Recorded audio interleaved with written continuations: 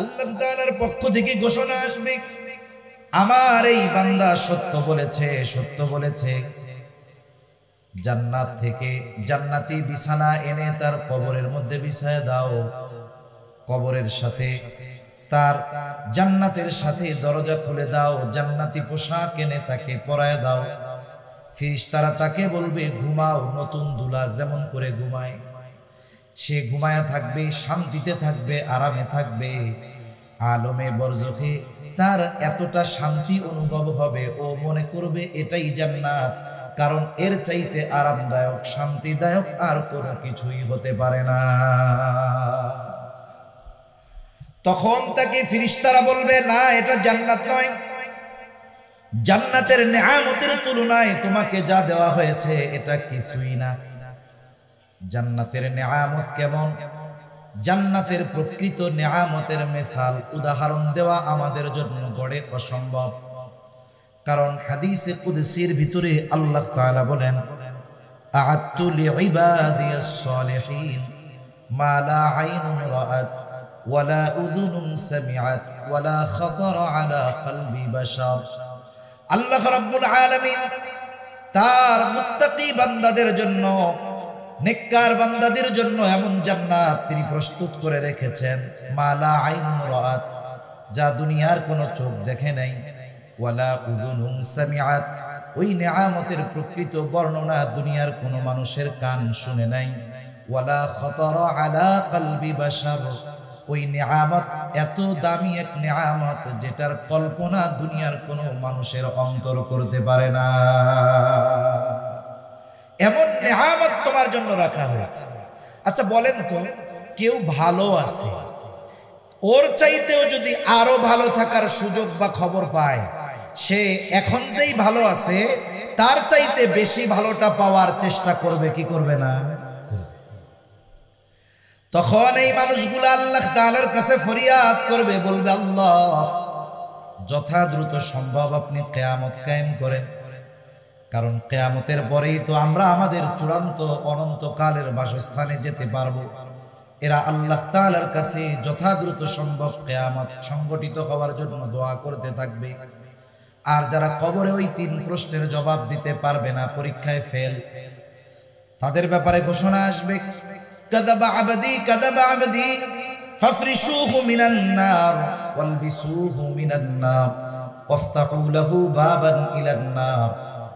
ঘোষণা আসবে, এরা মিথ্যা বলেছে, আমার এই বান্দারা মিথ্যা বলেছে, তাকে জাহান্নাম থেকে আগুনের পোশাক এনে পরায় দাও, তার কবরের মধ্যে আগুনের বিছানা বিছায় দাও, তার কবরের সাথে জাহান্নামের সাথে দরজা খুলে দাও, তারটা জাহান্নামের একটা গর্ত হয়ে যাবে। এই জন্য নবী এক হাদিসের মধ্যে বলেন, কারো কবর হবে রাউদাতুম মিন রিয়াদিল জান্নাহ, জান্নাতের একটা বাগান, অথবা কারো কবর হবে জাহান্নামের একটা গর্ত। দুনিয়ার পাপ অনুযায়ী বিভিন্ন ধরনের শাস্তি তাকে আলমে বরজখে দেওয়া হবে। শাস্তির তীব্রতা এত বেশি হবে, ও মনে করবে এটাই জাহান্নাম। ফেরেশতারা তাকে জানাবে, না এটা জাহান্নাম নয়, জাহান্নামের শাস্তির তুলনায় এটা কোনো কিছুই না। মানুষ যখন ছোট বিপদে থাকে, আমরা প্রত্যেকেই আমাদের নিজেদের ছোট ছোট বিপদটাকে নিজের কাছে বড় মনে হয়।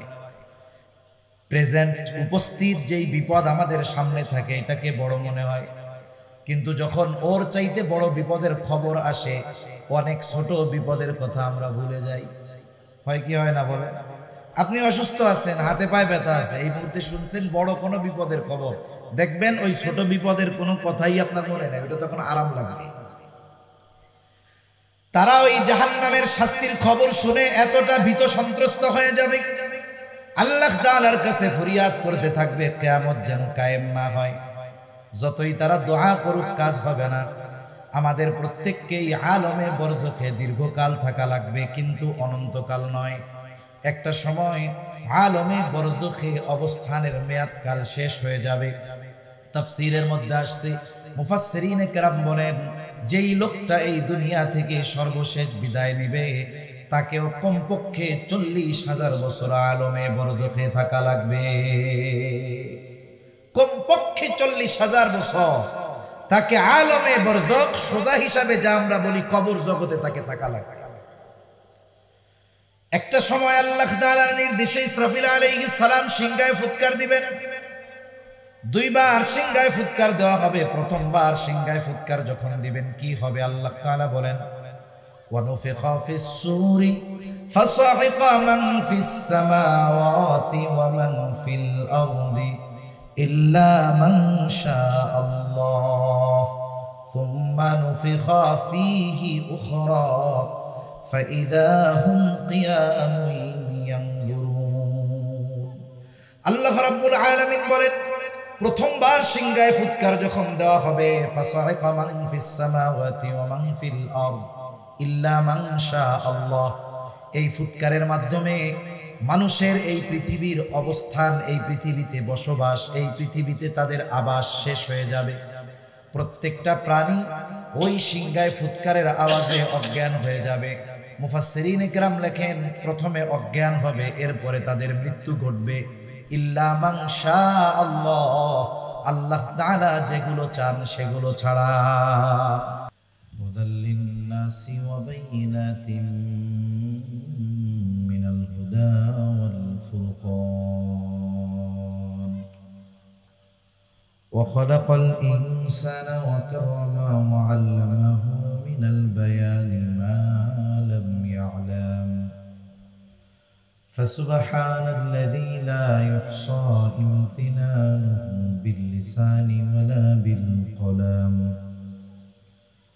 ونشهد أن لا إله إلا الله وحده لا شريك له ونشهد أن سيدنا وسندنا وحبيبنا وطبيبنا وأولانا ومولانا محمد صلى الله تعالى عليه وعلى آله وأصحابه وبارك وسلم تسليما كثيرا كثيرا. أما بعد فأعوذ بالله من الشيطان الرجيم. بسم الله الرحمن الرحيم.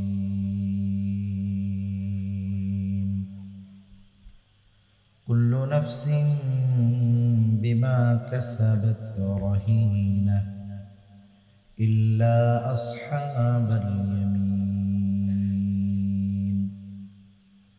في جنات يتساءلون عن المجرمين ما سلككم في سقر قالوا لم نك من المصلين ولم نك نطعم المسكين وكنا نخوض مع الخائضين وكنا نكذب بيوم الدين حتى أتانا اليقين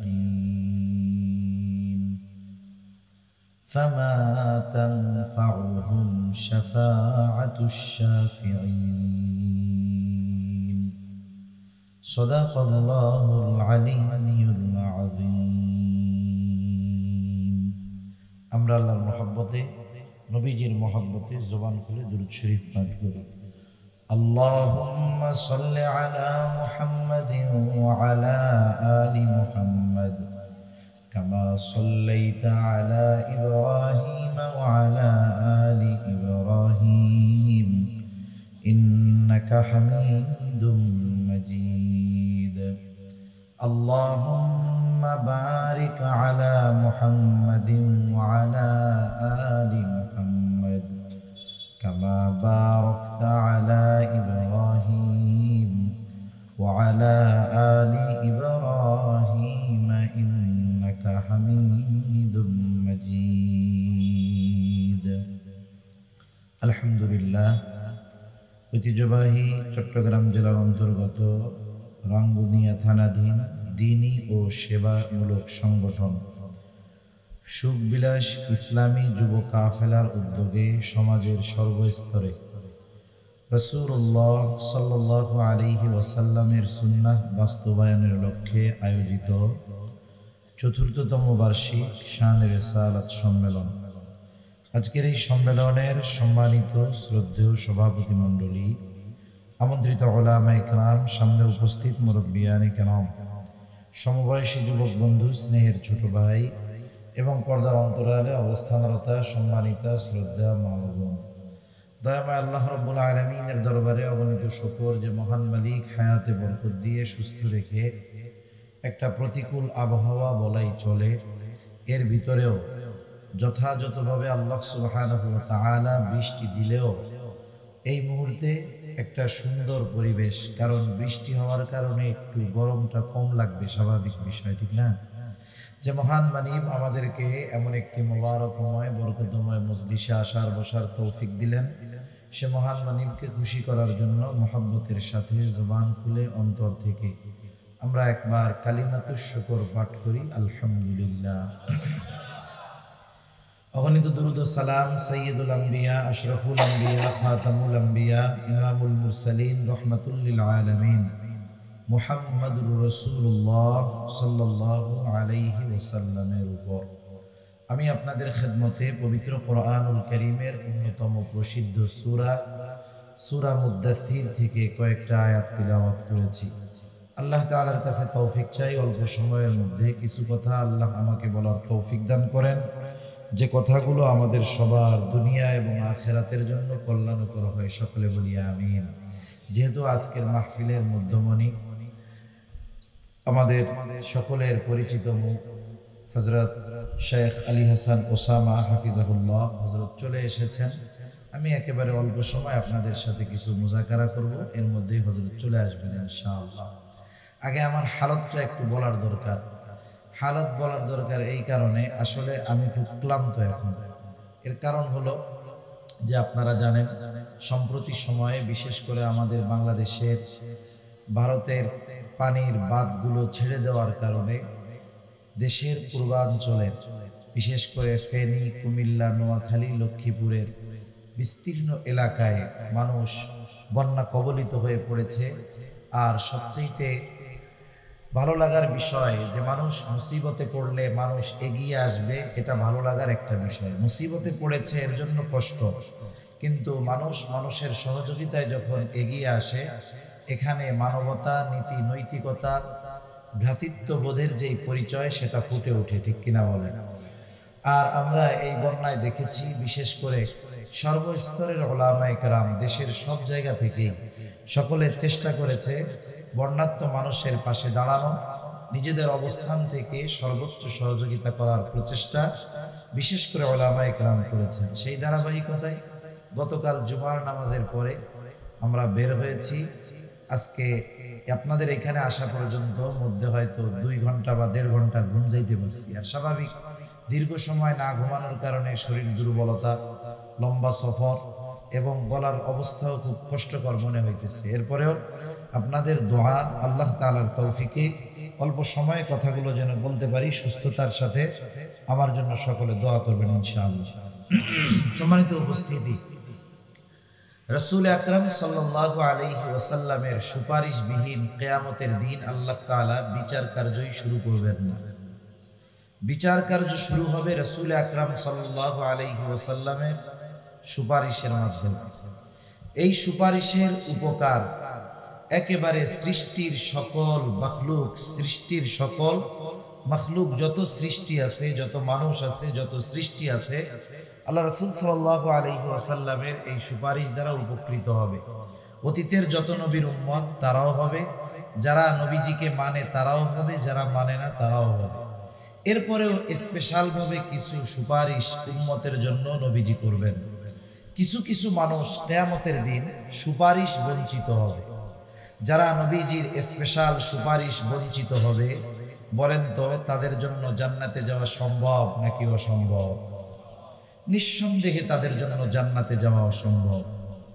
এজন্য কোরআনুল কারীমের যে আয়াতগুলো আমি আপনাদের খেদমতে তিলাওয়াত করেছি, এখানে দুটো বিষয়কে সামনে রাখা যায়। এক নম্বর বিষয়, জাহান্নামে যাবে কারা, জাহান্নামীদের কিছু আমল কর্ম। দুই নম্বর, সুপারিশ বঞ্চিত হবে কারা। এই দুইটা বিষয়ের আলোকে এই আয়াতগুলোকে সামনে রেখে কিছু কথা আল্লাহ আমাকে বলার তৌফিক দান করেন। সম্মানিত উপস্থিতি, এ দুনিয়াতে এখন আমরা যারা আছি, একটা সময় আসবে এ দুনিয়া আমরা কেউ থাকবো না। এ দুনিয়া একটা মঞ্জিল। অতীতে আমরা কয়েকটা মঞ্জিল অতিবাহিত করে এসেছি। যেমন একটা সময় আমরা দুনিয়াতে কেউ ছিলাম না, আমাদের অস্তিত্বই ছিল না। আল্লাহ তাআলা আদম আলাইহিস সালাতু ওয়াস সালামকে সৃষ্টি করেছেন।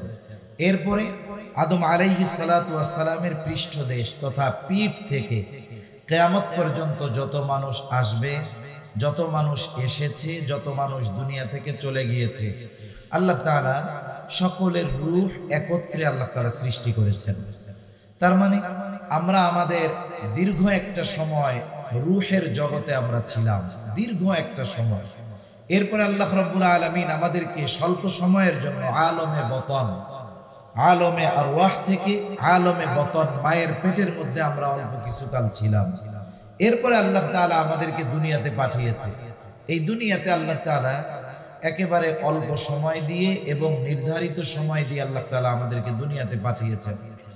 দুনিয়ায় আমাদের প্রত্যেকের হায়াত সুনির্দিষ্টভাবে আল্লাহ তাআলা রেখে দিয়েছেন। তবে ওই হায়াতটা কত দিনের, কত সময়ের, কোন সময় আমার মৃত্যু হবে, এই দুনিয়া থেকে আমাকে কখন চলে যেতে হবে, যদিও সুনির্দিষ্ট সময় আছে, কিন্তু সেই সুনির্দিষ্ট সময়টা আমাদের কারো জানা নাই।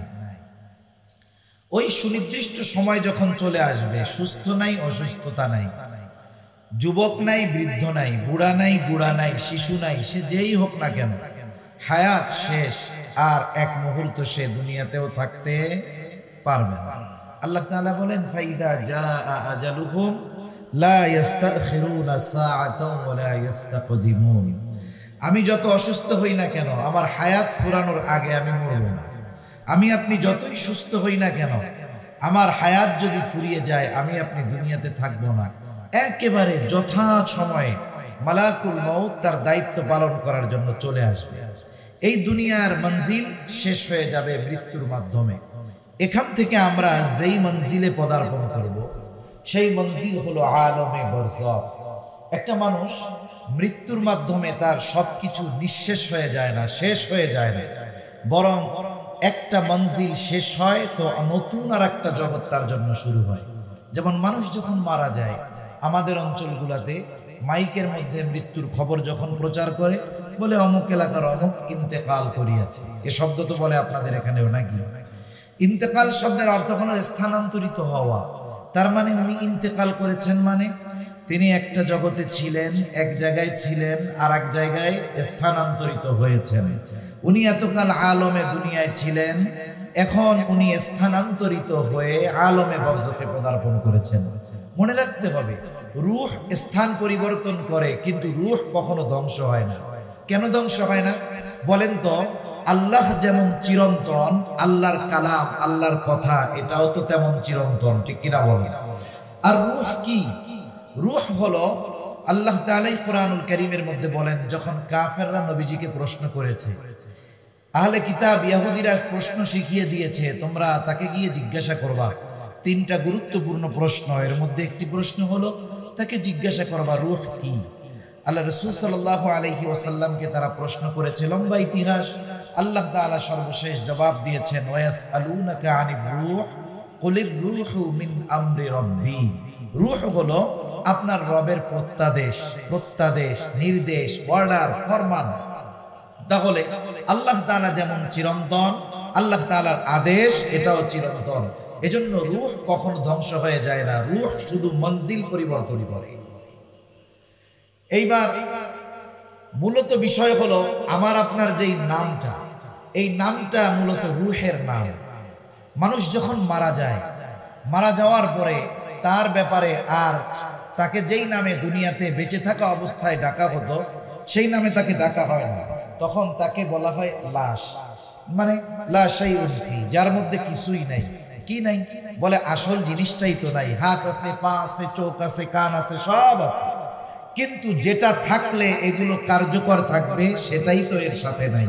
যখন নাই, যত সুন্দর হোক, যত বংশীয় মর্যাদা থাক, যত উচ্চ ডিগ্রিদারি হোক না কেন, রূহ যখন বের হয়ে যায়, বলেন তো ওই স্ট্রাকচার বা এই দেহটাকে কি 2, 4, 10 দিন আদর করে ঘরের মধ্যে রেখে দেয়? রেখে দেয় না। তখন এটাকে যথাদ্রুত সম্ভব গোসল দিয়ে, কাফনের কাপড় পরিধান করিয়ে, জানাজা দিয়ে যত দ্রুত সম্ভব তাকে কবরে রেখে দিয়ে আসে। সম্মানিত উপস্থিতি, তাহলে দুনিয়ার মঞ্জিল থেকে আমাদের স্থানান্তরিত হতে হবে আলমে বরজখে। লোকচক্ষুর অন্তরালে এক জগৎ, ওই জগতের কোনো কিছুই মানুষ দেখে না। আবার আমাদেরকে এটাও মনে রাখতে হবে, দেখা না গেলেই যে বিশ্বাস করা যাবে না, বিষয়টা এমন নয়। এ দুনিয়ায় অনেক কিছু আমরা দেখি না, আমরা আল্লাহকে না দেখে ঈমান এনেছি, জান্নাত জাহান্নাম না দেখে ঈমান এনেছি, রাসূলকে দেখি নাই ঈমান এনেছি। কত মহব্বত, কত ভালোবাসা।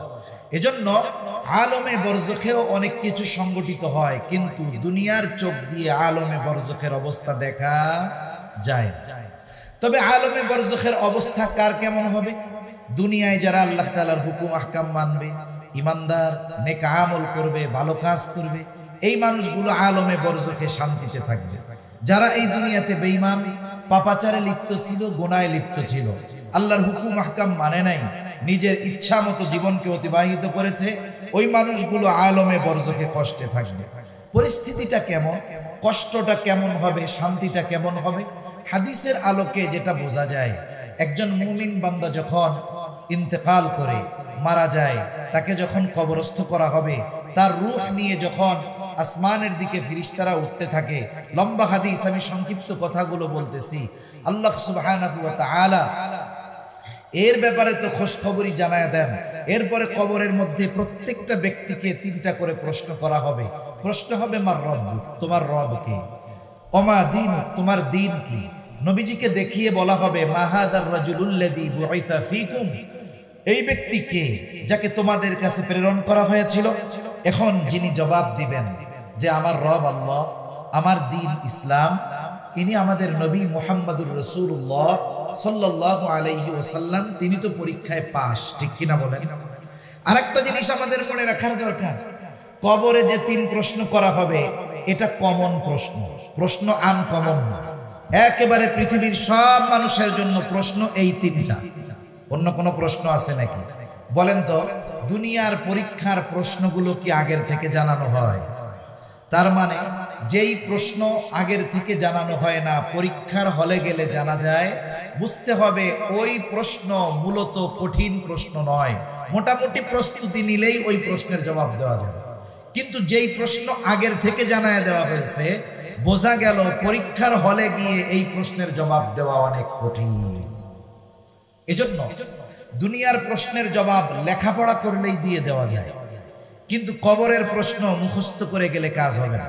কেউ যদি এই চিন্তা করে ধুমসে এই 3 প্রশ্ন মুখস্থ করে যাব, কবরে গিয়া যখন প্রশ্ন জিজ্ঞাসা করবে, জিজ্ঞাসা করার আগেই আমি জবাব দিয়ে দিব, বলেন তো এটা কি সম্ভব?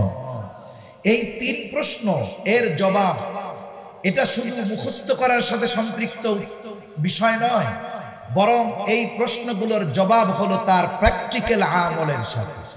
যে যথাযথভাবে আল্লাহর গোলামি করবে, আল্লাহকে রব বলে স্বীকার করে, আল্লাহ তাআলার হুকুম আহকাম যিনি যথাযথভাবে মেনে চলবেন, তিনি প্রশ্নের জবাব দিতে পারবেন যে আমার রব হলেন আল্লাহ।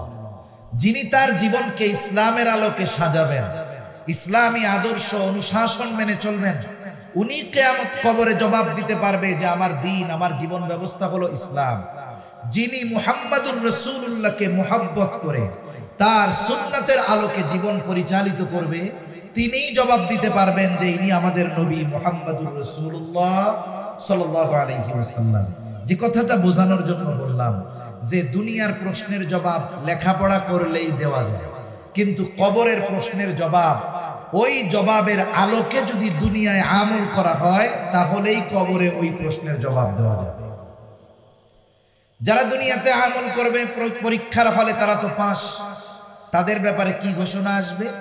আল্লাহ তাআলার পক্ষ থেকে ঘোষণা আসবে, পরীক্ষার প্রশ্নে পাস করেছে, জবাব ঠিক মতো দিছে, জবাব আল্লাহ তাআলার পক্ষ থেকে ঘোষণা আসবে, সাদাকা আবদি সাদাকা আবদি ফাফরিশুহু মিনাল জান্নাহ ওয়ালবিসুহু মিনাল জান্নাহ ওয়াফতাহু লাহু বাবান ইলাল জান্নাহ। আল্লাহ তাআলার পক্ষ থেকে ঘোষণা আসবে, আমার এই বান্দা সত্য বলেছে, সত্য বলেছে। জান্নাত থেকে জান্নাতি বিছানা এনে তার কবরের মধ্যে বিছায় দাও, কবরের সাথে তার জান্নাতের সাথে দরজা খুলে দাও, জান্নাতি পোশাক এনে তাকে পরায় দাও। ফেরেশতারা তাকে বলবে ঘুমাও, নতুন দুলা যেমন করে ঘুমায় সে ঘুমায়া থাকবে, শান্তিতে থাকবে, আরামে থাকবে। আলমে বরজখে তার এতটা শান্তি অনুভব হবে, ও মনে করবে এটাই জান্নাত, কারণ এর চাইতে আরামদায়ক শান্তিদায়ক আর কোনো কিছুই হতে পারে না। তখন তাকে ফেরেশতারা বলবে না, এটা জান্নাত নয়, জান্নাতের নেয়ামতের তুলনায় তোমাকে যা দেওয়া হয়েছে এটা কিছুই না। জান্নাতের নেয়ামত কেমন, জান্নাতের প্রকৃত নেয়ামতের মিসাল উদাহরণ দেওয়া আমাদের জন্য গড়ে অসম্ভব।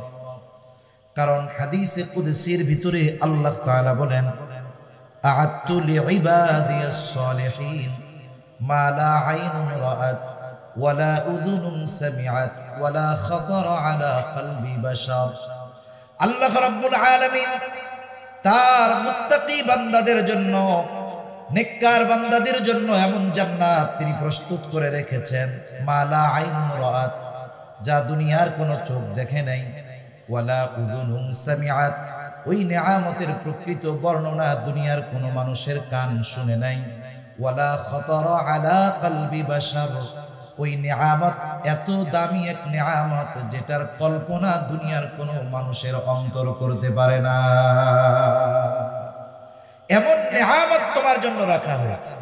আচ্ছা বলেন তো, কেউ ভালো আছে, ওর চাইতেও যদি আরো ভালো থাকার সুযোগ বা খবর পায়, সে এখন যেই ভালো আছে তার চাইতে বেশি ভালোটা পাওয়ার চেষ্টা করবে কি করবে না?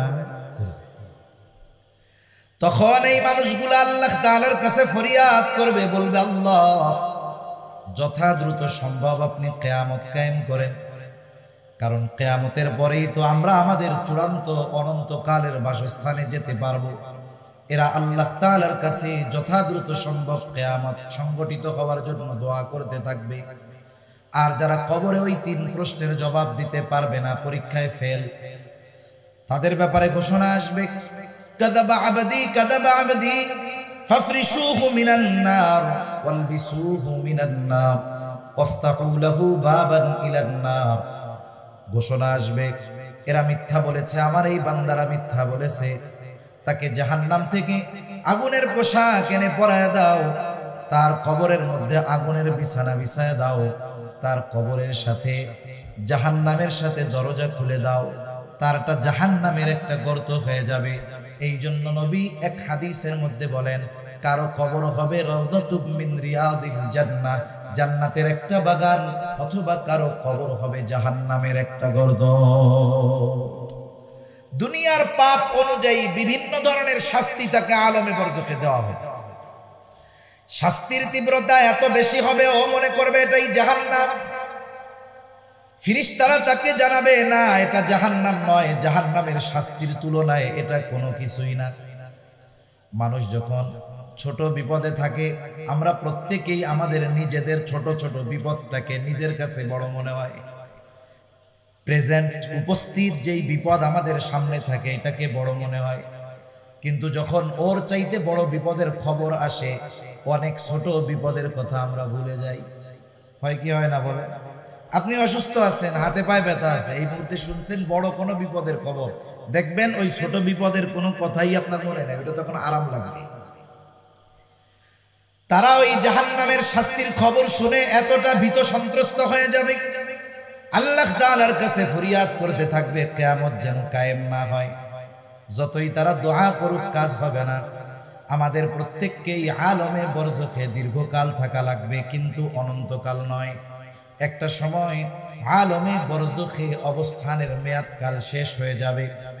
তাফসীরের মধ্যে আসছে, মুফাসসিরিনে কেরাম বলেন যেই লোকটা এই দুনিয়া থেকে সর্বশেষ বিদায় নেবে তাকেও কমপক্ষে 40,000 বছর আলমে বরজখে থাকা লাগবে। কমপক্ষে 40,000 বছর তাকে আলমে বরজখ, সোজা হিসাবে যা আমরা বলি কবর জগতে তাকে থাকা লাগবে। একটা সময় আল্লাহ তাআলার নির্দেশে ইসরাফিল আলাইহিস সালাম সিংহায় ফুৎকার দিবেন। দুইবার সিংহায় ফুৎকার দেওয়া হবে। প্রথমবার সিংহায় ফুৎকার যখন দিবেন কি হবে আল্লাহ তাআলা বলেন, ওয়ানুফিখা ফিস সূরি ফাসাইকা মান ফিস সামাওয়াতি ওয়া মান ফিল আরদি ইল্লা মান শাআল্লাহ সুম্মা নুফিখা ফীহি উখরা ফাইযা হুম কিয়ামুন ইয়ানজুরুন। আল্লাহ রাব্বুল আলামিন বলেন প্রথমবার সিংহায় ফুৎকার যখন দেওয়া হবে, ফাসাইকা মান ফিস সামাওয়াতি ওয়া মান ফিল আরদ ইল্লা মান শাআল্লাহ, এই ফুৎকারের মাধ্যমে মানুষের এই পৃথিবীর অবস্থান, এই পৃথিবীতে বসবাস, এই পৃথিবীতে তাদের আবাস শেষ হয়ে যাবে। প্রত্যেকটা প্রাণী ওই সিংহায় ফুৎকারের আওয়াজে অজ্ঞান হয়ে যাবে। মুফাসসিরিনে কেরাম লেখেন প্রথমে অজ্ঞান হবে, এরপরে তাদের মৃত্যু ঘটবে। ইল্লা মান শাআল্লাহ, আল্লাহ তাআলা যেগুলো চান সেগুলো ছাড়া। সব প্রাণী মৃত্যুবরণ করবে, মানুষ মারা যাবে। এরপরে দ্বিতীয়বার সিংহায় ফুৎকার দেওয়া হবে, এটার মধ্যে ব্যবধান কমপক্ষে 40,000 বছর। আল্লাহ তাআলা বলেন সুম্মা নুফিখা ফীহি উখরা ফাইযা হুম কিয়ামুন ইয়ানজুরুন। পুনরায় যখন আবার সিংহায় ফুৎকার দেওয়া হবে, প্রত্যেকের অবস্থান স্থল থেকে উঠে যাবে, উঠে দাঁড়িয়ে যাবে। ফাইযা হুম কিয়ামুন ইয়ানজুরুন, শুধু দাঁড়াবে তা না, দাঁড়ায়া নতুন এক পরিবেশ, ডানে বামে তাকায় দেখতে থাকবে কি হইতেছে এগুলা, কি দেখতেছে এগুলা। আল্লাহ তাআলা কোরআনুল কারীমের আরেক জায়গায় বলেন ওয়ানুফিখা ফিস সূরি ফাইযা হুম মিনাল আজদাফি ইলা রাব্বিহিম, সে ভুলে যায় কিয়ামতের ময়দানের বিভীষিকাময় অবস্থা দেখে কবরে যারা আযাবে ছিল তারা তাদের আযাবের কথা ভুলে যাবে। তারা মনে করবে আমরা মনে হয় এতকাল ঘুমায়াছিলাম। ফেরেশতারা অথবা মুমিন বান্দারা তাদের এই কথার জবাবে বলবে হাদা মা ওয়া'আদার রাহমান ওয়া সাদাকাল মুরসালুন। আরে এটাই তো দয়াময়ের সেই প্রতিশ্রুত দিবস, যেই দিবসের ওয়াদা তিনি দিয়েছিলেন, যেই দিবসের কথা বললে বেঈমানরা হাসাহাসি করতো, বলতো আমরা মারা যাব, মারা যাওয়ার পরে মাটির সাথে পচে গলে মিশে যাব, আবার নাকি আমাদেরকে উঠানো হবে, আমাদেরকে আবার আকৃতি দেওয়া হবে, আমাদেরকে বিচার করা হবে। এসব সব বানোয়াট কথা। এ ধরনের লোক আমাদের দেশ সহ গোটা দুনিয়ায় আছে না নাই? নিঃসন্দেহে আছে। কিয়ামতের অবস্থা কেমন হবে, কতটা ভয়াবহ পরিস্থিতি হবে মানুষের, মানুষ কতটা আতঙ্কিত হবে। নবীজি বলেন কিয়ামতের দিন সবাই বিবস্ত্র অবস্থায় উঠবে, কারো গায়ে পোশাক থাকবে না। আয়েশা সিদ্দিকা রাদিয়াল্লাহু তাআলা আনহা বলেন ইয়া রাসূলুল্লাহ, মানুষেরা কি লজ্জা পাবে না, একজনকে আরেকজনের দিকে তাকাবে না? নবীজি বলেন আয়েশা, মানুষ এতটা চিন্তিত ভীত থাকবে যে একজন আরেকজনের দিকে তাকানোর বিষয়টা চিন্তাও করবে না। কঠিন এক অবস্থা। ওই দিনটা সাধারণ দিনের মতো হবে না, এক একটা দিনের মেয়াদ হবে দুনিয়ার কমপক্ষে 50,000 বছরের সমান। সুবহানাল্লাহ। ইয়াওমান কানা মিকদারুহু 50,000 সানা, 50,000 বছরের সমান এক একটা দিন হবে, লম্বা এক সময়। ওইখানে আমাদেরকে অবস্থান করতে হবে। সর্বশেষ পরিস্থিতি বিচার আচার হবে। আল্লাহ সুবহানাহু ওয়া তাআলা এই দুনিয়াতে আমরা যত দলে, যত মতে, যত মতাদর্শে, যত ধর্মে এই পৃথিবীর মানুষ বিভক্ত হোক না কেন, কিয়ামতের দিন আল্লাহ তাআলা মানুষকে দুই ভাগে বিভক্ত করবেন। কয় ভাগে? দুই ভাগে। ফারিকুন ফিল জান্নাহ ওয়া ফারিকুন ফিস সাঈদ। একদল জান্নাতি হবে আর একদল জাহান্নামী হবে। জাহান্নামীদের মধ্যে একদল অনন্তকাল জাহান্নামে থাকবে, আরেক দল দুনিয়ায় পাপাচারে লিপ্ত ছিল কিন্তু ঈমান ছিল।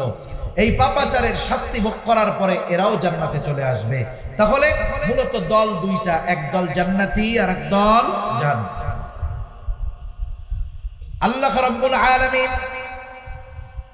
যারা বামপন্থী, যারা বাম দিকের দল এরা জাহান্নামী, আসহাবুল ইয়ামিন যারা এরা হলো জান্নাতি, আসহাবুশ শিমাল এরা জাহান্নামী।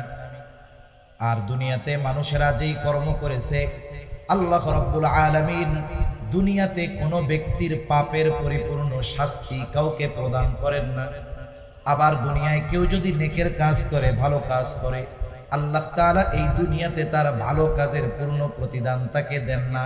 কারণ দুনিয়া ভালো কাজের পূর্ণ প্রতিদান দেওয়ার জায়গা নয়। এই জন্য আল্লাহ তাআলা কোরআনুল কারীমের মধ্যে এক জায়গায় বলেন, ওয়া ইন্নামা তুওয়াফাউনা উজুরাকুম ইয়াওমাল কিয়ামাহ ফামান যুহজিহা আনিন নার ওয়া উদখিলাল জান্নাতা ফাকাদ ফাজ। আল্লাহ তাআলা বলেন, ওয়া ইন্নামা তুওয়াফাউনা উজুরাকুম ইয়াওমাল কিয়ামাহ, কিয়ামতের দিন প্রত্যেককে তার পূর্ণ প্রতিদান দেওয়া হবে। যে ভালো কাজ করেছে তাকে ভালো কাজের পূর্ণ প্রতিদান দেওয়া হবে, যে মন্দ কাজ করেছে তাকে কিয়ামতের দিন তার মন্দ কাজের পূর্ণ প্রতিদান দেওয়া হবে। দুনিয়াতে যা দেওয়া হয় এটা অতি অতি সামান্য, সেটা ভালো কাজের হোক আর মন্দ কাজের হোক। এজন্য যারা আসহাবুশ শিমাল, যারা জাহান্নামী, এরা তাদের কর্মের কারণে আটক থাকবে, আবদ্ধ থাকবে কোথায়? বলে জাহান্নামে। তাহলে দুনিয়ায় মানুষকে তার বদ আমলের পূর্ণ শাস্তি দেওয়ার জায়গা কোথায়? বলেন জাহান্নাম। কোথায়? জাহান্নাম। লম্বা কথা, আমি অল্প কথার মধ্যে বোঝানোর চেষ্টা করতেছি। আমি যে আয়াতগুলো তিলাওয়াত করেছি এখানে আল্লাহ তাআলা এই কথাই বলেন, কুল্লু নাফসিন বিমা কাসাবাত রাহিনা ইল্লা আসহাবাল ইয়ামিন।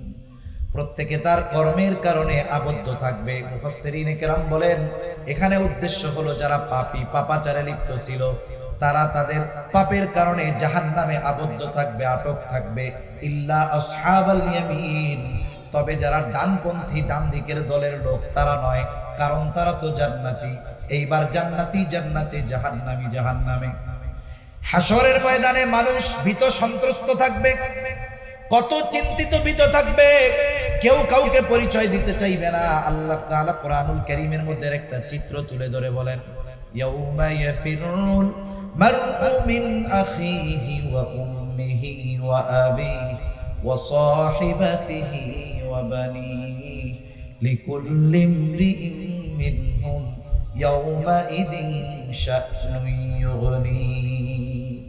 আল্লাহ তাআলা বলেন কিয়ামতের দিন ভাই ভাইয়ের থেকে পলায়ন করবে, ওয়া উম্মিহি ওয়া আবিহি, পিতামাতার থেকে পলায়ন করবে, ওয়া সাহিবাতিহি ওয়া বানিহি, স্ত্রী সন্তানদের থেকে পলায়ন করবে। পৃথিবীতে প্রত্যেকটা বাবা তার সন্তানের জন্যই কষ্ট করে, পরিশ্রম করে, স্বামী তার স্ত্রীর জন্য করে, সন্তান মা বাবার জন্য করে। দুনিয়াতে কোনো সন্তান যদি মুসিবতে পড়ে, বিপদে পড়ে, সন্তানকে ওই বিপদ থেকে বাঁচানোর জন্য যদি পিতার জীবন দিতে হয়, পিতা ওই সন্তানের কল্যাণের জন্য তার জীবন দিতেও দ্বিধাবোধ করে না।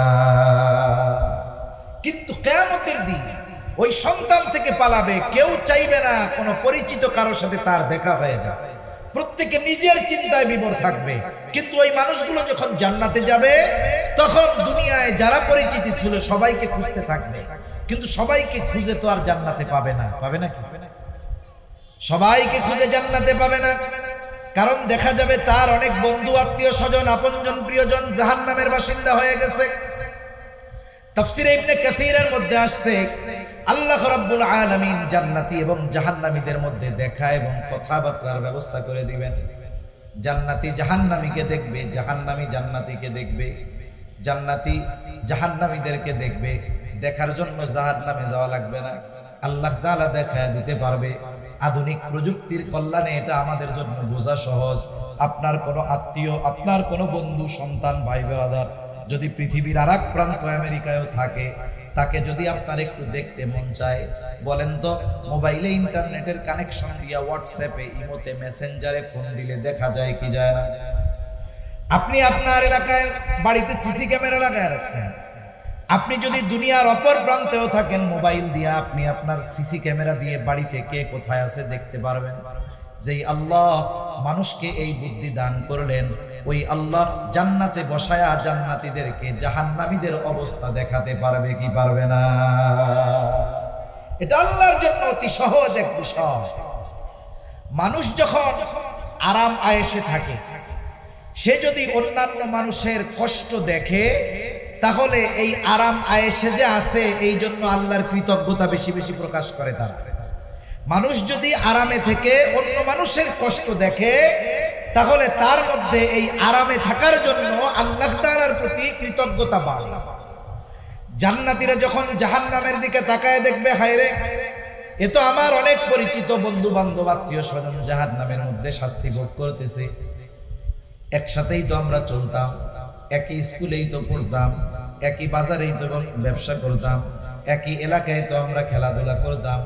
এইবার আল্লাহ তাআলার কাছে শুকরিয়ার মাত্রা বাড়ায় দিবে, বলবে, আল্লাহ, দুনিয়ায় তো ওরাই আমার সাথী ছিল, আপনি যদি আমার প্রতি দয়া না করতেন তাহলে হয়তো আজকে আমাকেও ওদের সাথে জাহান্নামে থাকা লাগতো। আল্লাহর প্রতি কৃতজ্ঞতার মাত্রা তারা বাড়ায় দেয়।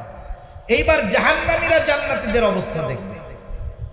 জাহান্নামীরা দেখবে তার বন্ধু বান্ধব, প্রিয়জন, আত্মীয় স্বজন অনেকে জান্নাতের নেয়ামত ভোগ করতেছে। মনে রাখবেন, অনেক সময় মানুষের কিছু বিষয় দেখার দ্বারা কষ্টের মাত্রা অনুভব হয় বেশি। এমনিই তো জাহান্নামের মধ্যে কষ্টে আছে, আরো যখন দেখবে তার বন্ধু জান্নাতের নাজ নেয়ামত ভোগ করে, তখন তার মধ্যে শাস্তির তীব্রতা অনুভব হবে বেশি আফসোসের কারণে।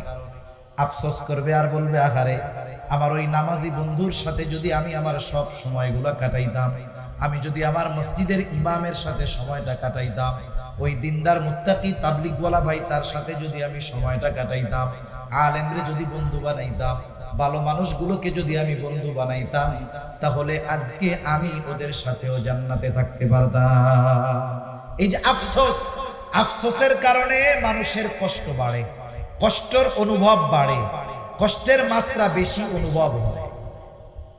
দেখা হইল, এইবার কথাবার্তার ব্যবস্থাও আল্লাহ করে দিবে।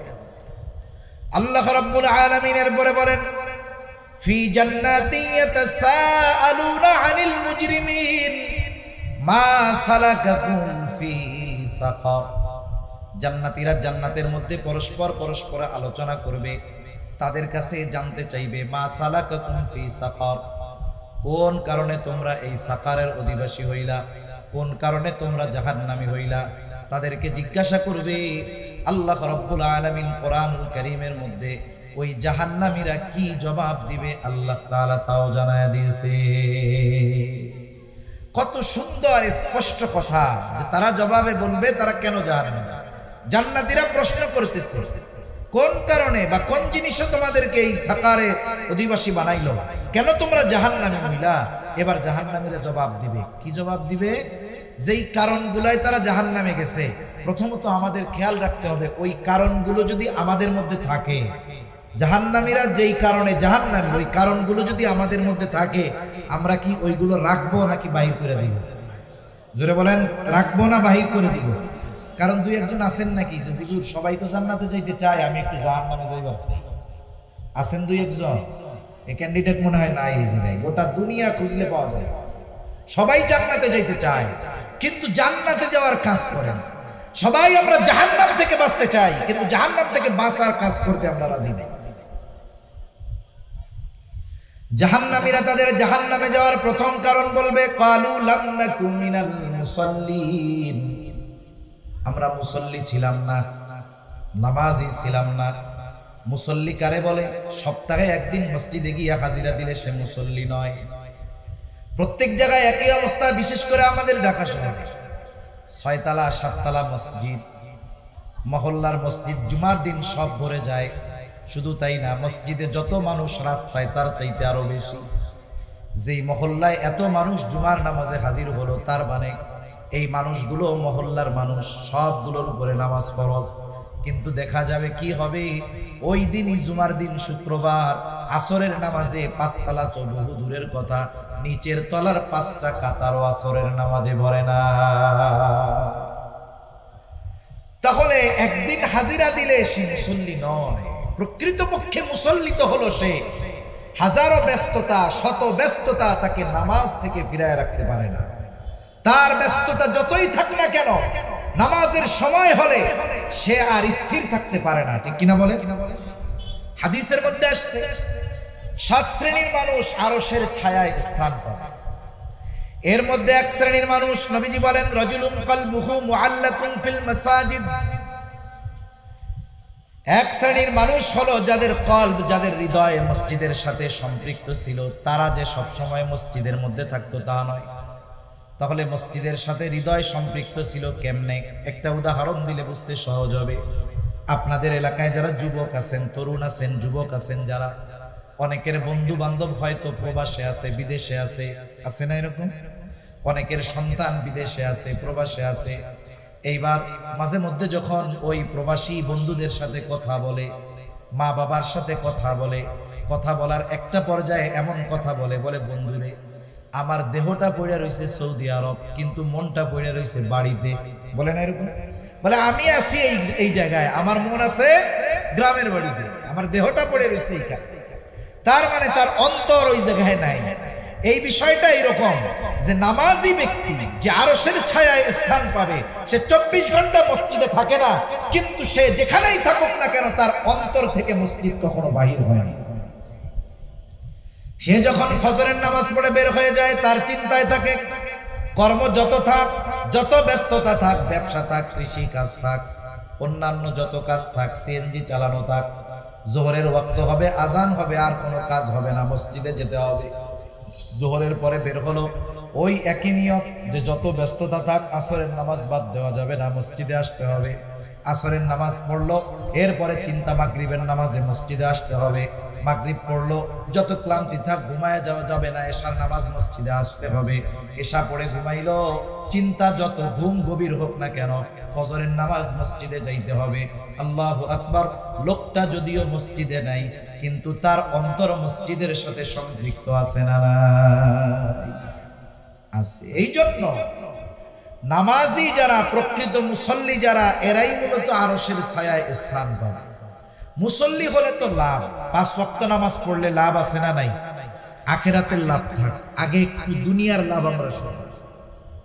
আচ্ছা, দুনিয়াতে মানুষ ব্যস্ততার কারণে নামাজ পড়ার টাইম পায় না। বড় বড় বাজারে ব্যবসায়ী নামাজ পড়ে না কেন? বলে ব্যবসার ব্যস্ততা, এত কাস্টমারের ভিড় যে আমি নামাজ পড়ার সময়ই পাই না, এরকম বলে কি বলে না? সিএনজি চালায় নামাজ পড়ে না কেন? বলে যাত্রী টানতে টানতে নামাজ পড়ার টাইম পাই না। আরেকজন নামাজ পড়ে না, বলে কেন? বলে সুদের ঋণ উঠাইছিলাম, কিস্তির টাকা জোগাড় করতে করতেই তো জান যায়, নামাজ পড়বো কোন সময়? আছে না নাই? তার মানে মানুষ 5 ওয়াক্ত নামাজ না পড়ার পেছনে যত কারণ আছে, এর মধ্যে অন্যতম একটি কারণ হলো মানুষ নিজের জীবন উপকরণ তথা রিজক অন্বেষণের জন্য নামাজ পড়ার টাইম নেই। কথা বুঝতে পারছেন? সিএনজি ওয়ালা সিএনজি কেন চালায়? দোকানদার দোকানদারি কেন করে? ব্যবসায়ী ব্যবসা কেন করে? চাকরিজীবী চাকরি কেন করে? কৃষিজীবী কৃষিকাজ কেন করে? শখে করে না, করে রিজিকের জন্য, ঠিক কিনা বলেন? এবার যদি এটাই হয়ে থাকে, একটু বুঝে থাকলে জবান খুলে জবাব দিবেন। বলেন তো রিজিকের মালিক কে? আর একটু জোরে বলেন না কে? আরো জোরে বলেন না কে? রিজিকের মালিক আল্লাহ, কোনো সন্দেহ নাই। বলেন তো রিজিকের মালিক যেহেতু আল্লাহ, রিজিক পাওয়ার পদ্ধতি যদি আল্লাহ বলে দেয়, এর চাইতে আর উত্তম পদ্ধতি কোনো কিছু হতে পারে নাকি? সেজন্য আল্লাহ প্রদত্ত ফর্মুলা যদি অনুসরণ করি তাহলেই বরকতময় রিজিক পাওয়া যাবে। রিজিক কিসের মধ্যে, কোন মাধ্যমে অর্জিত হয়? অনেকগুলো মাধ্যমের কথা আছে। আমি যেই মাধ্যমটার কথা বলবো, সালাত তথা নামাজের মাধ্যমে রিজিক পাওয়া যায়। আল্লাহ রাব্বুল আলামিন কোরআনুল কারীমের মধ্যে বলেন, ওয়া'মুর আহলাকা বিস-সালাতি ওয়াসতাবির আলাইহা লা নাসআলুকা রিজকা নাহনু নারযুকুকা ওয়াল আকিবাতু লিত-তাকওয়া। তবে এই নামাজ একা পড়লে হবে না, মুসল্লি একা হলে হবে না, ঘরের মানুষগুলাকেও মুসল্লি বানাতে হবে। কারণ আল্লাহ তাআলা কোন অভিভাবককে ছাড় দিবেন না। প্রত্যেকটা অভিভাবককে তার অধীনস্থদের ব্যাপারে কিয়ামতে আল্লাহ জিজ্ঞাসা করবেন। নবীজি বলেন, কুল্লুকুম রাঈন ওয়া কুল্লুকুম মাসউলুন আন রাইয়াতিহি, প্রত্যেকই দায়িত্বশীল, প্রত্যেককে তার দায়িত্বের ব্যাপারে জিজ্ঞাসা করা হবে। শুধু তাই না, আল্লাহ তাআলা কোরআনুল কারীমের মধ্যে বলেন, ইয়া আইয়ুহাল্লাযীনা আমানু কু আনফুসাকুম ওয়া আহলিকুম নারা, হে ঈমানদারেরা, নিজে জাহান্নামের আগুন থেকে বাঁচো, অধীনস্থদেরকেও বাঁচাও। তাহলে বলেন তো, পিতা যদি একা নামাজ পড়ে, অধীনস্থরা যদি নামাজ না পড়ে, কাজ হবে? ধরা খেতে হবে কি হবে না? নিঃসন্দেহে হবে। আর একটা বিষয়, অভিভাবকের রিজিকে বরকত হবে অধীনস্থদের নামাজি হওয়ার কারণে। একজন অভিভাবক, সে নামাজ অনেক উপার্জন করে, কিন্তু তার অধীনস্থ যারা, এরা নামাজি নয়, তাহলে ওই বেনামাজিদের কারণে এই অভিভাবকের রিজিককে আল্লাহ বরকত শূন্য করে দেবে। অনেকে মাঝে মধ্যে প্রবাস থেকে ফোন দেয়, বলে যে হুজুর একটু দোয়া করেন। কেন দোয়া? কেন? বলে এত উপার্জন করি, বরকত হয় না। অনেক উপার্জন করি হুজুর, বরকত হয় না।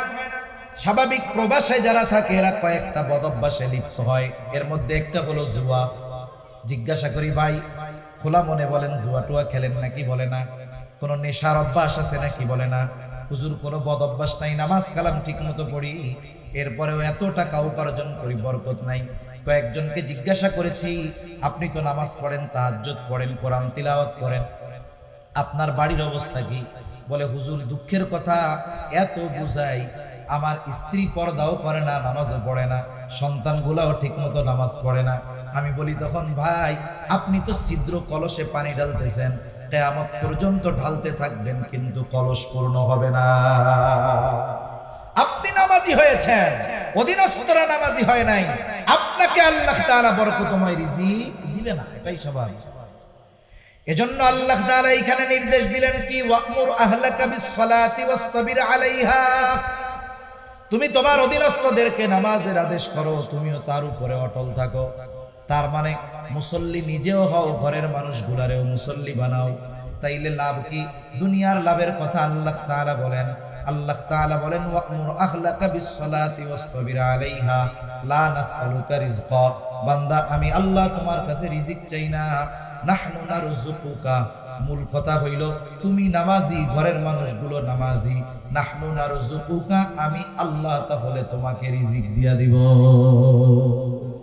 এখন বলেন, রিজিকের জিম্মাদারি যদি রাজ্জাক নিয়ে নেয়, রাজ্জাকের কথা অনুযায়ী যদি আমরা নামাজি হয়ে যাই, রাজ্জাক যেই রিজিক দিবেন ওটা যদি অল্প হয়, ওটার মধ্যে পরিপূর্ণ বরকত থাকবে, ঠিক কিনা বলেন?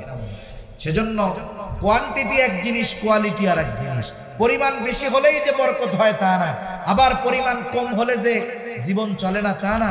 পরিমাণ কম হলেও যদি ওর মধ্যে বরকত থাকে, ওই অল্প দিয়েও জীবন যাপন করা যায় কি যায় না? সেজন্য দুনিয়ার লাভ, একটা লাভের কথা বললাম, রিজিক লাভ করা যায়। যেই রিজিক উপার্জনের জন্য মানুষ নামাজ পড়ার সময় পায় না, নামাজ পড়লে সেই রিজিক দেওয়ার ওয়াদা যিনি দিলেন তিনি কে? এইবার কিয়ামতের ময়দানে কি হবে? নবীজি বলেন, আউয়ালু মা ইউহাসাবু বিহিল আবদু ইয়াউমাল কিয়ামাতিস সালাহ, কিয়ামতের দিন সর্বপ্রথম নামাজের হিসাব নেওয়া হবে। আর এক হাদিসের মধ্যে নবীজি আর একটু বাড়ায় বলেন, যার এই হিসাবটা সহজ হয়ে যাবে, তার বাকি হিসাব যিনি সহজ করে দিবেন তিনি কে? দুনিয়ার নিজাম এরকম।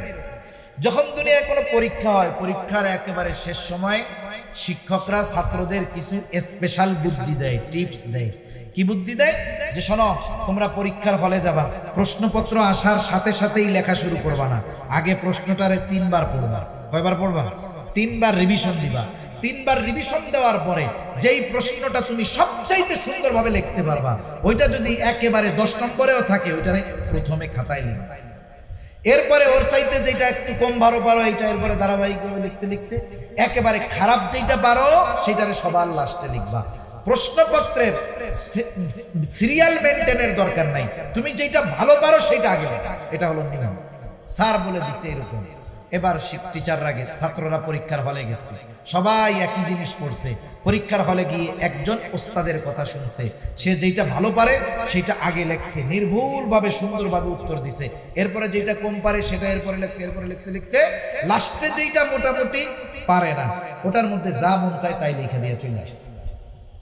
আরেকজন চিন্তা করছে যে আমি প্রশ্নপত্রের ধারাবাহিকতা মেনটেন করব, এই চিন্তা করে 1 নম্বরে যেই উত্তরটা দিতে গেছে ওইটা সে ভালো মতো পারে না, যেটা আমি ভালো মতো পারি না সেটা বলতে গেলেও ভুল হবে, লিখতে গেলেও ভুল হবে, ঠিক কিনা বলি? এখন সে প্রথম পেজে লেখছে 10 লাইনের মধ্যে 15 জায়গায় কাটা ছিল, কিন্তু শেষের প্রশ্নটা লেখছে, উত্তরটা লেখছে একেবারে নির্ভুল। এখন খাতা এক্সামিনারের কাছে গেল, যিনি খাতা দেখেন, প্রথমে যে ভালো লেখছে, নির্ভুল ভাবে প্রথমটা লেখছে, দেখে কত সুন্দর, অন্তর ভরে গেছে, নাম্বার তো আর নিজের গাঠের থেকে দিবে না, একেবারে 10-এর মধ্যে 10, কলম তো উপরে উঠছে, ওইটা আর নামে না, একেবারে শেষ প্রশ্নের মধ্যে ওইখানে উত্তর ছিল আর একটা লেখছে এক কবিতা, ওই জায়গাও 10-এর মধ্যে 6। হিসাব করে দেখা গেল সে পেয়ে গেছে গোল্ডেন এ প্লাস। একই জিনিস আরেকজন লিখছে, কিন্তু তার সিরিয়ালটা এমন হয়েছে যে তার যেটা খারাপ পারে সেইটা আগে লিখছে। প্রথম পেজেই যখন 10 জায়গা কাটা কালি, কালো কালি দিয়ে ভরা, মেজাজ খারাপ হয়ে গেছে, লেখা দিচ্ছে 10-এর মধ্যে 2। শেষ প্রশ্নটা নির্ভুল সুন্দর, আগের জনের চাইতেও ভালো লিখছে, কিন্তু কলম তো নিচে নামছে, ওইটা উঠে না, 10-এর মধ্যে 3। দেখা যাবে শুধুমাত্র ভালোটা আগে লেখার কারণে একজন পেয়ে গেল গোল্ডেন এ প্লাস, একই উত্তর একই সব, একজন খারাপটা আগে আনার কারণে দেখা গেল তার মোটামুটি পাস করতেই জান বের হয়ে যাচ্ছে। তাহলে দুনিয়ার নিজাম দেখেন, প্রথমটা ভালো হওয়ার কারণে বাকিগুলাকেও ভালো মার্ক দিয়ে দেওয়া হলো। অনুরূপভাবে যখন কারো নামাজের হিসাব ঠিক মতো হয়ে যাবে, বাকিগুলাও আল্লাহ সহজ করে দিবে। কেমন যেন আল্লাহ দেখে নাই, দেখাও না দেখার ভান করবে। অনেক তালিবুল ইলম এখানে আছেন, আপনারা বুঝবেন, হিফজখানায় হোক আর মাদ্রাসার কিতাব বিভাগে হোক, কিছু ছাত্র থাকে যারা লেখাপড়া ভালো মতো করে কিন্তু একটু দুষ্টুমি করে। দুষ্টুমিটা এমন না যে যার কারণে তাকে শাস্তি দেওয়া হবে, শাস্তিযোগ্য দুষ্টুমি না। এখন যদি যেই ছেলেটা লেখাপড়া ভালো পারে, পড়া ঠিক মতো দেয়, সবক ঠিক মতো দেয়, 7 সবক ঠিক মতো দেয়, ওই ছেলেটা যদি প্রস্রাব করতে গিয়া 5 মিনিটের জায়গায় 15 মিনিটও থাকে, ওস্তাদ দেখাও দেখে না, দুষ্টমি করলেও দেখাও দেখে না। কারণ কি? কারণ মূলটা ঠিক আছে, আর শাস্তি যেই দুষ্টমি করতেছে শাস্তিযোগ্য অপরাধ নয়। এই জন্য ওস্তাদ অনেক সময় ওই লেখাপড়া পারনেওয়ালা ছাত্রদেরকে ছোটখাটো দুষ্টমি দেখাও কেমন যেন দেখে না, কিন্তু যেই ছেলেটা লেখাপড়া পারে না, ওর প্রস্রাবে চাপ দিছে, দাঁড়াইছে, 1 নম্বরে যাবো, খালি তোর মুখে চাপ করে, লেখাপড়ার নামে খবর নাই, খালি মুখস্থই দিন। হ্যাঁ, এই যে এর ছোট জরুরতটা, এটা ওস্তাদের চোখে পড়ে কেন? বলে ওর লেখাপড়া ঠিক নাই, আসলটা ঠিক নাই, এই জন্য ছোটখাটো ত্রুটি বিচ্যুতি খালি চোখে পড়ে, ঠিক কিনা বলে? কিয়ামতের দিন বিষয়টা এরকম হবে। বুজুর্গানে দিন বলেন, নামাজের হিসাব যখন কারো সহজ হয়ে যাবে, পার পেয়ে যাবে, ঠিক মতো পেয়ে যাবে, অনেক ত্রুটি বিচ্যুতি আল্লাহ তাআলা দেখাও না দেখার ভান কইরা তাকে মাফ করে জান্নাত দিয়া দিবে। এই জন্য জাহান্নামীরা জাহান্নামে যাওয়ার 1 নম্বর কারণ হলো তারা নামাজি ছিল না, মুসল্লি ছিল না। আমরা আমাদের ব্যস্ততা যত থাক, যত প্রয়োজনীয়তা থাক, আমরা নামাজ ছাড়বো, বলেন ইনশাআল্লাহ নামাজ ছাড়বো না। ইনশাআল্লাহ খাঁটিটা বলতে হবে। এক জায়গায় তাবলীগ জামাত আসছে, এখন আইসা একজনে এমন তশকিল করা শুরু করছে, 3 চিল্লার লেগে আর ছুটতে পারে না, আর একজনে কানে কানে কয়ে আইসা কয়ে যে ইনশাআল্লাহ তোমার ছাইড়া দিব। কথা বুঝেন নাই মনে হয়? ওরে তো তশকিল করতেছে যে তুমি 3 চিল্লায় চলো বা 1 চিল্লায় চলো। এখন লজ্জায় না কইতে পারে না, আবার হাও কইতে পারে না, ও একটা টেনশনের মধ্যে পড়ে গেছে না। তখন আরেক বন্ধু এসে ওর কানের কাছে মুখ লাগায় কয় যে ইনশাআল্লাহ জানো নাই। তার মানে বলেন তো, এই যে ইনশাআল্লাহ বলছে, এটা কি আসলে যাওয়ার জন্য বলছে না বাঁচার জন্য বলছে? বর্তমানে ইনশাআল্লাহর পরিভাষা এরকম হয়ে গেছে, একজনকে কিছু বললে সে না কয় না, না না কইয়া কয় ইনশাআল্লাহ। নার পরিবর্তে কি ব্যবহার করে? ইনশাআল্লাহ। এটা ঠিক না, এটা ঠিক নয়। এজন্য অরিজিনাল ইনশাআল্লাহ বলতে হবে যে আমরা আমাদের শত ব্যস্ততার মধ্যেও নামাজ ছাড়বো। নামাজ জান্নাতের চাবি। দৈনিক 100-1 ঘন্টা সময় লাগে। আমি আপনি যদি 100-1 ঘন্টা 1.5 ঘন্টা সময় আল্লাহর ঘরে না দেই, আল্লাহর কুদরতি কদমে সাজদা না দেই, তাহলে আল্লাহ তাআলা আমাদের অনন্তকালের জান্নাত দিবেন, এটা আশা করা যায়।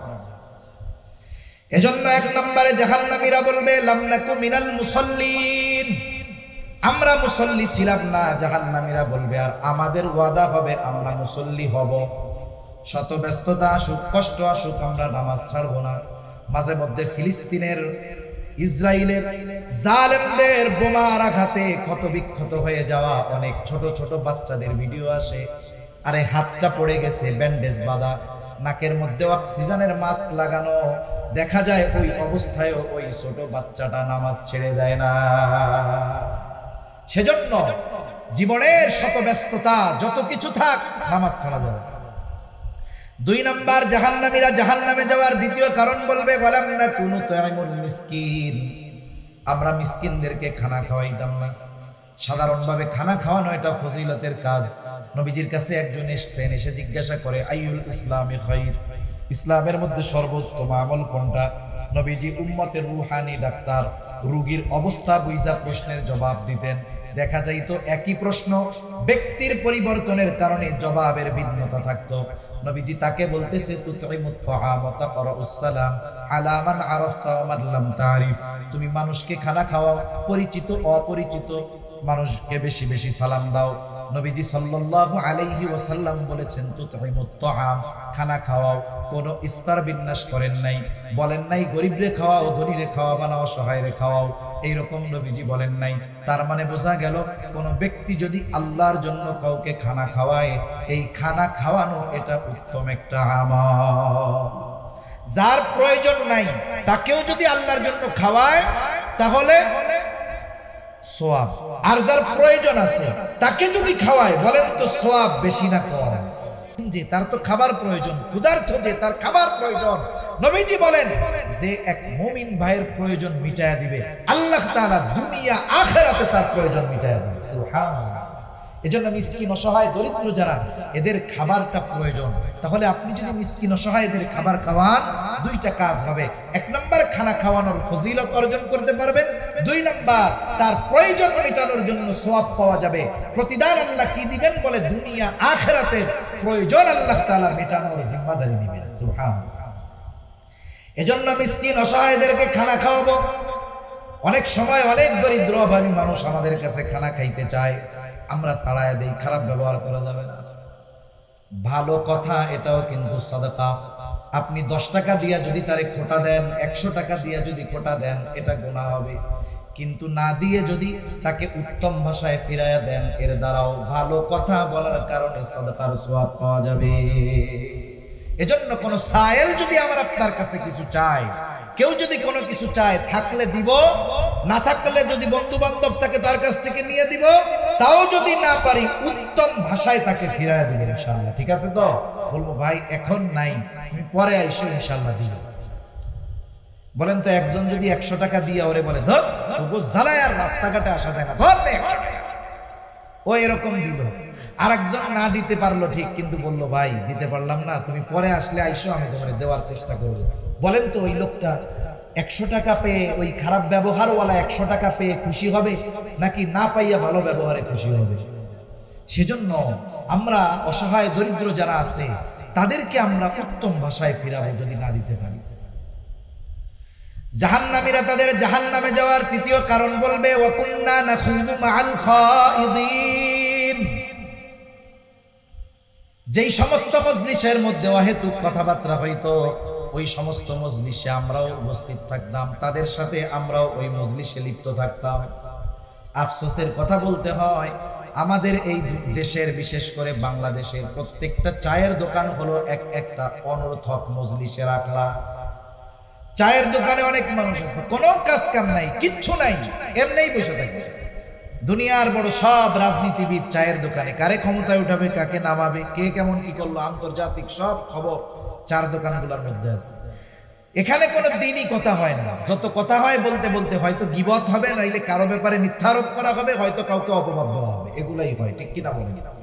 এই ধরনের যত মজলিস আছে, হাকিমুল উম্মাত আশরাফ আলী থানভী রাহমাতুল্লাহি আলাইহি বলেন 2 ধরনের মজলিস ছাড়া বাকি সব মজলিসগুলো গুনাহের মজলিস। একটা হলো যেই মজলিসে আখিরাতের ফায়দা আছে, আরেকটা হলো যেই মজলিসগুলোর মধ্যে কমসে কম দুনিয়াবি কল্যাণকর ফায়দা আছে। আপনি এক মজলিসে বসছেন, দুনিয়াবি উপকারের কথা হচ্ছে, বসেন, তাও ভালো। আখিরাতের যদি উপকার থাকে এটা তো আরো ভালো। কিন্তু এই 2 ধরনের মজলিস ছাড়া বাকি যত মজলিস আছে, এই মজলিসগুলো কিন্তু কিয়ামতে জাহান্নামে যাওয়ার কারণ হয়ে দাঁড়াতে পারে। আবার অনেকে চায়ের দোকানে বসে টাইম পাস করে, সময় কাটায়, আছে না নাই? মোবাইলে সময় কাটায়, গেম খেলে, ফেসবুক চালায়, অনেকে চায়ের দোকানে বসে চা খেয়ে খেয়ে সময় কাটায়, পান খেয়ে সময় কাটায়। হায় রে, আজকে সময়ের মূল্য আমরা বুঝতেছি না। সময়ের মূল্য যেদিন বুঝে আসবে ওই দিন সময় ফেরত পাওয়া যাবে না। এজন্য হায়াত থাকতে হায়াতের কদর করতে হবে। কারণ একটা মানুষ যখন মারা যায় সে কিন্তু আফসোস করে সময়ের জন্য, আল্লাহ তাআলার কাছে একটু সময় চায়, লাউলা আখারতানি ইলা আজালিন করিব ফাআসাদদাক ওয়া আকুন মিনাস সালিহিন। আফসোস করে আর বলে, আমাকে যদি সামান্য সময়ের জন্য অবকাশ দেওয়া হইতো, আমি দুনিয়ায় যাইতাম, আমার সম্পদ থেকে দান সাদাকা করতাম, শুধু তাই না নেক কাজ করে সৎকর্মশীলদের অন্তর্ভুক্ত হয়ে যাইতাম। একটা মানুষ মৃত্যুর পরে দুনিয়ার হায়াতের সময়ের মূল্য বুঝতে পারবে। সময়ের মূল্য তখন বুঝতে পারবে ঠিক, কিন্তু বলেন তো তার জন্য তখন করার কিছু থাকবে নাকি? এই দুনিয়ার এই হায়াত সবচেয়ে মূল্যবান সময়। এজন্য এই হায়াত আমরা হেলায় খেলায় চায়ের দোকানে অনর্থক মজলিসে বসে কাটাবো। 4 নাম্বার, ওয়া কুন্না নুকাদ্দিবু বিয়াউমিদ্দিন, আমরা কিয়ামতের দিবসকে অস্বীকার করতাম। মুফাসসিরিনে কেরাম বলেন, উপরোক্ত 3টা ত্রুটি যদি কারো মধ্যে থাকে কিন্তু কিয়ামতের ব্যাপারে বিশ্বাসী ইমানদার, তাহলে তাকে শাস্তি দেওয়া হবে ঠিক, কিন্তু অনন্তকাল জাহান্নামে থাকবে না।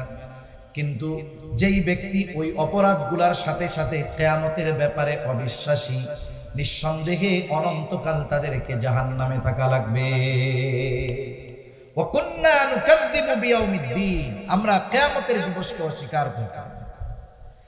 কিয়ামতের প্রতি বিশ্বাস এটা ঈমানের 6টি ভিত্তির অন্যতম একটি ভিত্তি।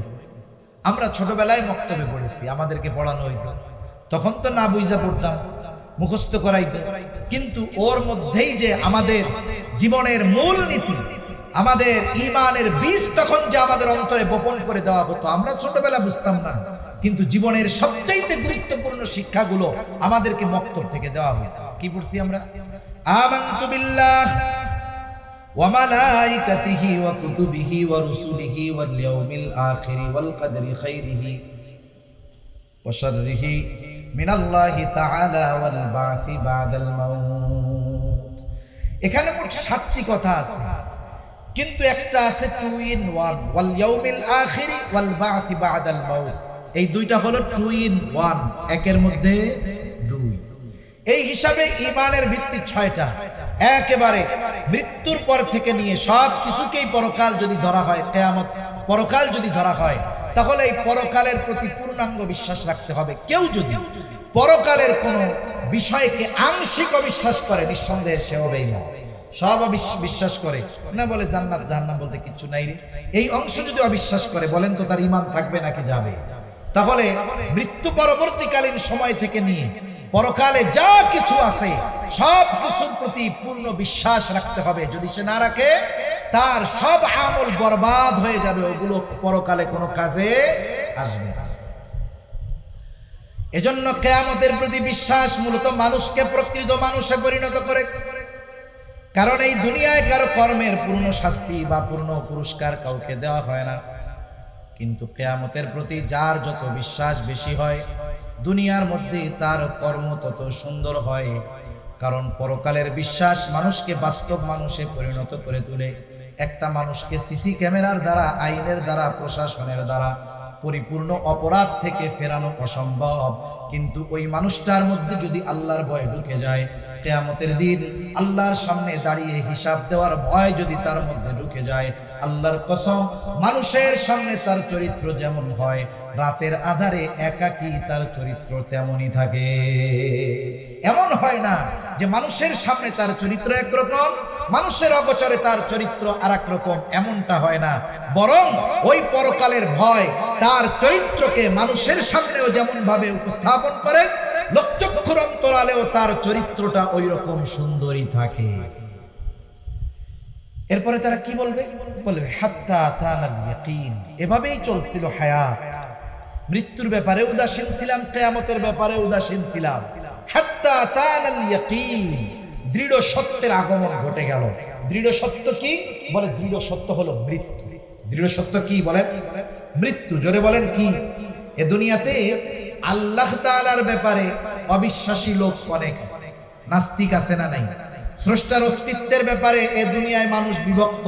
একদল বলে স্রষ্টা বলে কিছু নাই, আর একদল সংশয়বাদী বলে থাকতেও পারে নাও পারে। আমরা বলি আল্লাহ তাআলা আছেন, কোনো সন্দেহ নাই, আল্লাহর অস্তিত্ব আছে। এই ব্যাপারেও ইখতিলাফ আছে, কিন্তু মৃত্যুর ব্যাপারে মতানৈক্য এই দুনিয়ায় আছে। কথা বলে না। নাস্তিক কে কথা বলে যে আমি মরবো না, এটা কি বলে? তাহলে মৃত্যু এটা এমন এক সত্য যেটাকে সবাই স্বীকার করে, এজন্য এটাকে দৃঢ় সত্য বলা হয়েছে। হাত্তা তানাল ইয়াকিন, দৃঢ় সত্যের আগমন ঘটলো, মৃত্যু চলে আসলো। কি হবে? আল্লাহ তাআলা বলেন ফামা তানফাউহুম শাফাআতুশ শাফিঈন, এদের জন্য কোনো সুপারিশকারীর সুপারিশ গ্রহণ করা হবে না। কেউ যদি আমলগুলো খারাপ করে, ঈমান ঠিক থাকে, শাস্তির পরে সে মাফ পেয়ে যাবে। কিন্তু এই চার বদঅভ্যাসের মধ্যে যদি তার এটাও থাকে যে সে পরকালকে অস্বীকার করতো, নিঃসন্দেহে সে জাহান্নামী, তার জন্য কারো সুপারিশ কবুল হবে না। তাই আল্লাহ তাআলা আমাদের সকলকে এই জাহান্নামীদের জাহান্নামে যাওয়ার এই কর্মগুলো থেকে বেঁচে থাকার তৌফিক দান করুন। সকলে জবান খুলে বলি আমিন, আরো জোরে বলি আমিন। ওয়া আখিরু দাওয়ানা আলহামদুলিল্লাহি রাব্বিল আলামিন। আসসালামু আলাইকুম ওয়া রাহমাতুল্লাহি ওয়া বারাকাতুহু।